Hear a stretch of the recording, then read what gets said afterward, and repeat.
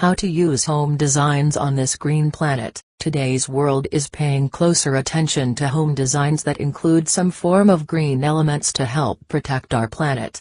That might mean that house plans are prepared to make the home totally constructed from renewable or recycled resources, or partially so. It can also mean that great attention is paid toward making it highly energy efficient. Then there are those homes that combine all the above and are fully self-sufficient.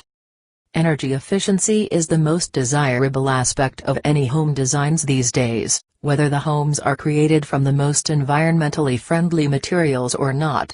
House plans are being drawn up to include the most beneficial levels of insulation, and the designs themselves take into consideration the best flow of heat and air. Even the appliances placed in these homes are selected for their energy efficiency.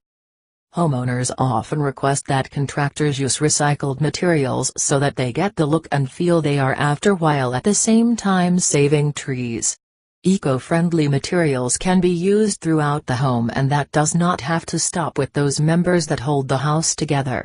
Even the countertops used in kitchen and bath can be made of paper stone and other materials that have been repurposed to mimic the look of granite.